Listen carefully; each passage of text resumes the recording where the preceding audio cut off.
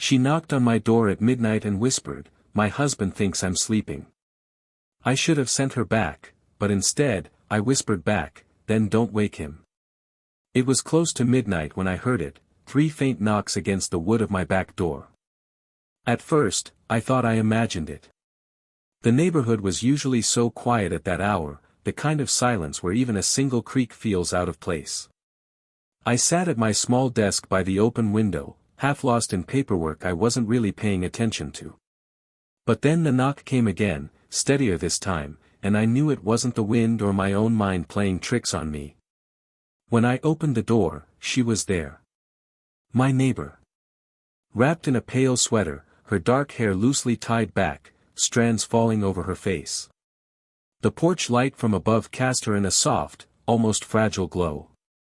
Her expression was cautious, like she had stepped into a moment she shouldn't be part of, yet couldn't resist. "Sorry to bother you," she whispered, her voice barely carrying over the stillness of the night. Her eyes flicked toward her house across the yard. The windows were all dark, blinds drawn, no movement behind them. Then she looked back at me, lips parted as if she wanted to say more but hesitated. Something in her gaze made my chest tighten. It wasn't just nervousness, it was loneliness, threaded through with something braver, something that wanted to be seen. "My husband thinks I'm sleeping," she said finally, the words tumbling out like a confession. Her voice wasn't bitter, but there was a weary honesty in it, the kind that only slips out when the world is quiet enough to hold it. I didn't move right away. The night air was cool, brushing against us, and all I could hear was the faint hum of crickets. I noticed how she held her sweater closed with one hand, fingers curled into the fabric like she needed it for protection. But her other hand rested loosely at her side, open, like part of her was waiting, for what, I wasn't sure. In that small silence between us, my thoughts ran too fast. She was older than me, married, and standing at my door when she shouldn't have been. Every part of it spelled trouble. And yet, the way her voice trembled when she spoke, the way her eyes searched mine for something steady, I couldn't bring myself to turn her away. "Then don't wake him," I said quietly, almost without thinking. The words slipped out before I could decide whether I meant them as a joke, a comfort, or an invitation. She looked at me for a long moment, her lips curving into the smallest, most uncertain smile. And in that instant, the night felt different, charged with a secret neither of us had planned to share. I stepped aside, and she crossed the threshold. We sat on the porch, the air cool and still, carrying that quiet weight only midnight seems to hold. I poured her a cup of tea, more out of instinct than planning, and handed it to her with hands that felt unsteady for reasons I didn't want to admit. She cupped it carefully, her fingers wrapping around the warmth as though it could steady her own trembling. The crickets filled the silence between us, their steady rhythm giving the night a heartbeat. My small porch light cast a circle of gold around us, just enough to keep us in focus, while the rest of the world blurred into shadow. It felt like we were sitting in a secret pocket of the universe, tucked away from everything that could judge or interrupt. She finally spoke, her voice soft, almost unsure. "Sometimes, it feels like I'm invisible in my own home." Her words lingered in the cool air, fragile but heavy. I glanced at her, and in the glow of the porch light I noticed the faint lines of strain on her face, not from age but from carrying too much unspoken weight. She didn't look at me when she said it, her eyes were fixed on the steam rising from the cup, as though afraid to meet mine and see pity. "You're not invisible," I said quietly. I meant it as reassurance, but my voice caught more emotion than I'd intended. She turned slightly then, her eyes searching mine in a way that felt sharper, more vulnerable than any words could be. Her lips parted, like she wanted to say something but thought better of it. Instead, she gave the faintest shake of her head, a small smile tugging at the corner of her mouth, the kind that hides more than it reveals. The silence stretched again, but it wasn't empty. It was filled with the closeness of our shoulders almost brushing, the quiet warmth of her presence in a place she wasn't supposed to be. Every small detail pulled me deeper, the way she tucked a loose strand of hair behind her ear, the faint sigh that left her lips when she leaned back slightly in her chair, the scent of her perfume mingling with the cool night air. I wanted to ask her why she came. Why me? Out of all the choices she could have made, she crossed the yard in the middle of the night and knocked on my door. But I didn't. Instead, I just sat there, listening to her breathe, watching the way her fingers tightened on the cup when she grew quiet again. After a long pause, she said softly, "I don't even know why I told you that." "Because you needed to," I answered, surprising myself with how certain the words felt. Her eyes softened, glistening in the dim light. For the first time that night, she let her shoulder rest gently against my arm, just a small, passing touch, but enough to make my pulse stumble. And in that fragile nearness, I realized she wasn't just looking for company. She was looking for someone to see her. The night deepened around us, the porch light humming faintly above as though it, too, was straining to hear her words. She sat close, her hands wrapped around the empty cup now resting in her lap, fingers still clinging to its fading warmth. "I wonder sometimes," she said quietly, breaking the silence without looking at me. "When I can't sleep, when the house feels too heavy." She paused, drawing in a slow breath. "But tonight I didn't just wander. I came here." Her confession hung in the air like something fragile. My chest tightened, not from shock, but from the weight of what her words carried. She could have walked the block, gone to the corner of the street, sat alone under the trees. Instead, she crossed the few feet that separated her life from mine. "Why me?" I asked softly, though I already sensed the answer wasn't simple. Her eyes lifted to meet mine then, and for a moment it was as if the world narrowed into that gaze alone. Her eyes weren't desperate, they were searching, cautious, but filled with an honesty I rarely saw in anyone. "Because you listen," she said at last. "Because you don't look at me like I'm less than I was." Something inside me shifted at her words. She didn't say them with bitterness, but with a quiet ache, as though she'd been carrying the thought for far too long. I couldn't find the right reply, so instead I let the silence carry us. She didn't seem to mind. Her eyes stayed on mine longer than they should have, lingering in a way that stirred something restless in me.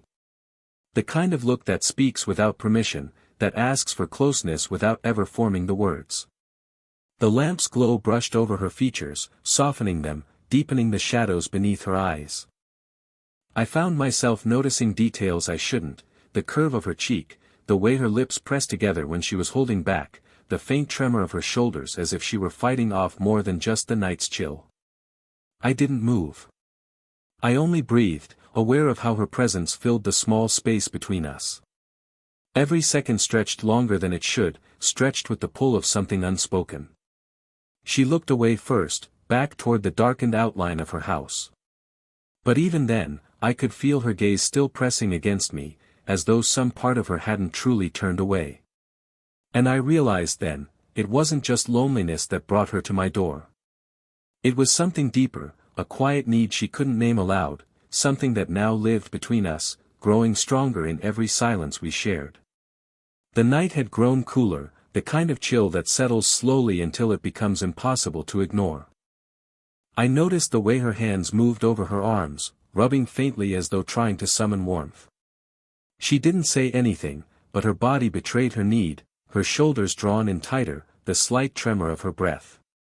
Without thinking too hard, I slipped off my jacket and held it out. "Here," I said, voice low, almost cautious. For a moment she hesitated, as though wearing something of mine would cross a line neither of us had acknowledged yet. But then her lips curved into the smallest, grateful smile, and she let me settle the jacket over her shoulders. My fingers brushed against the curve of her collarbone as I adjusted it, and even that fleeting touch sent a ripple of warmth through me. She pulled the fabric tighter around herself, inhaling softly. I caught the way her eyes flickered down, almost shy, though she wasn't a shy woman. The jacket seemed to swallow her frame, but she didn't look uncomfortable. If anything, she looked safer, cocooned in something that belonged to me. "Thank you," she murmured. The words were simple, but her tone carried something else, something that lived between gratitude and need. I nodded, unable to say much more, afraid my voice would reveal more than I wanted it to. She leaned back slightly in her chair, her shoulder brushing mine this time, not by accident but by choice.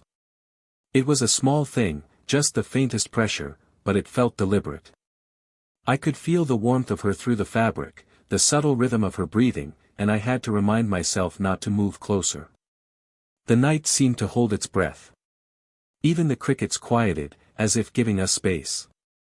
My jacket carried the faint scent of my cologne, and as she settled into it, her perfume mingled with it, a gentle, lingering fragrance that wrapped around us. It was strangely intimate, sharing something as invisible yet undeniable as scent. Her eyes closed briefly, like she was letting herself rest for the first time in too long. And when they opened again, she caught me watching. There was no scolding in her look, no dismissal. Just a soft acknowledgement, almost as if she wanted me to see her, wanted me to notice the way she was letting her guard fall. I didn't say anything. I didn't need to. The closeness spoke for us, carrying more weight than words could hold. And in that quiet, I realized this wasn't just about comfort, it was about trust. She let herself lean into me, even if only slightly, and I let myself hold the moment, knowing it meant more than either of us dared to admit. The porch light flickered once, dimming for a heartbeat before steadying again, as if even it knew how fragile the night had become. She sat quiet for a while, pulling my jacket tighter around her shoulders, her fingers brushing along the fabric as though memorizing the texture.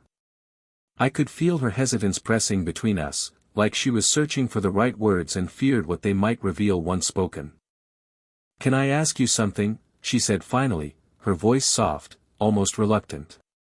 "Anything," I replied, though part of me already braced for what might come.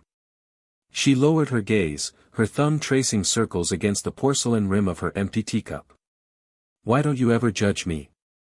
Why do you just listen?" Her words broke with a quiet vulnerability, as if admitting the question itself cost her more than she wanted to show. For a moment I just looked at her, taking in the slight quiver of her mouth, the way her brows knitted together as though she regretted even asking. She wasn't a woman who begged for understanding, she carried herself with too much quiet strength for that. But here, in this hidden corner of the night, she let the question escape, almost like a plea. "Because you deserve to be heard," I answered simply. The words slipped from me without polish, without hesitation. And maybe that's why they felt true. Her lips parted, trembling on the edge of a smile that wasn't fully a smile.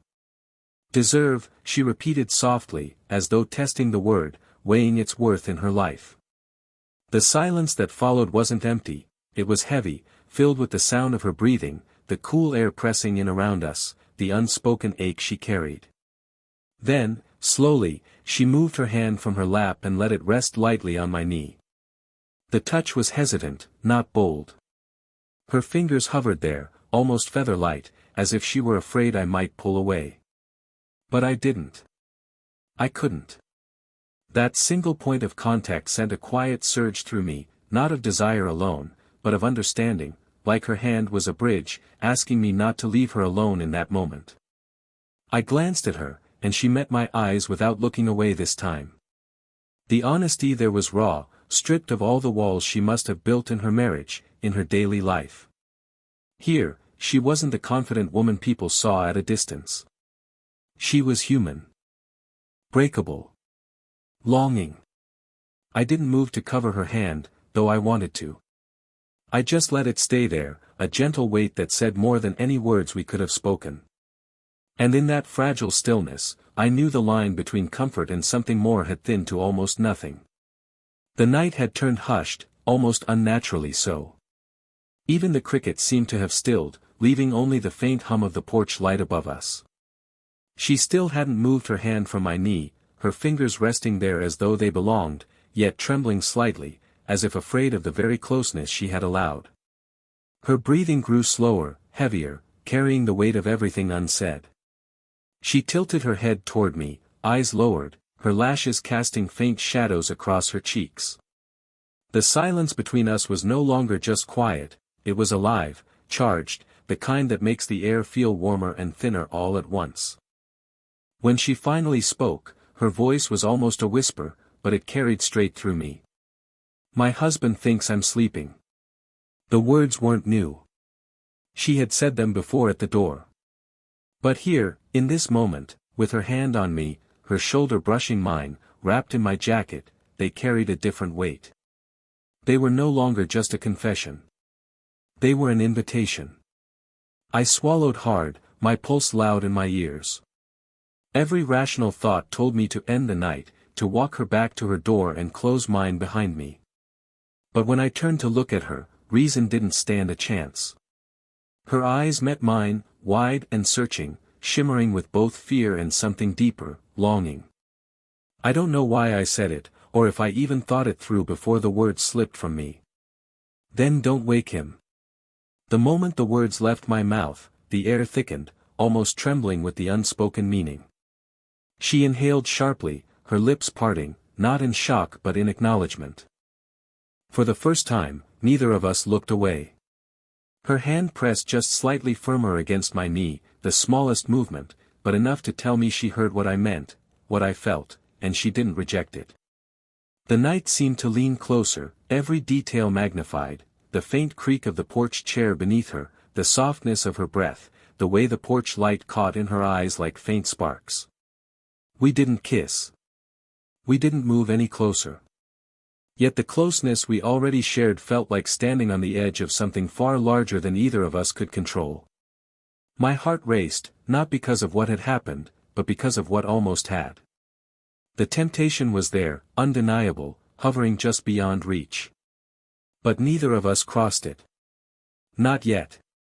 The porch felt suspended in time, as though neither of us dared move, afraid that even a breath might shatter the fragile thread holding the moment together. Her hand lingered on my knee, her eyes still locked with mine, both of us trapped between restraint and longing. And then, as if some invisible boundary reminded her of the life waiting behind those darkened windows across the yard, she slowly pulled her hand back. The space she left behind was immediate, cool against my skin, but the warmth of her touch stayed, ghost-like, refusing to fade. She drew a breath, steadying herself, and then straightened in her chair. I should go, she whispered, though her tone held no conviction. It was as if the words were for duty, not desire. I nodded, though every part of me wanted to stop her. Still, I didn't move. I couldn't. It wasn't my place to reach across that fragile line, not when she had already risked so much just by being here. She rose slowly, pulling my jacket closer around her shoulders. For a brief moment she closed her eyes, inhaling as though holding on to the comfort it gave her. Then she looked at me, her gaze softened with something unspoken, gratitude, longing, maybe even apology. "Thank you," she said, her voice low, threaded with emotion. It was simple, but it carried weight, as though those two words contained all she couldn't bring herself to admit. I managed a quiet, any time, though the word tasted heavier than it should. As she stepped down from the porch, her hand brushed my shoulder in passing. It wasn't dramatic, not even lingering, but the light pressure of her touch burned into me like a secret I would never forget. She walked slowly across the yard, the night air tugging at her sweater, her silhouette faint against the shadows of her house. Halfway to her door, she paused. She turned her head just enough to glance back at me.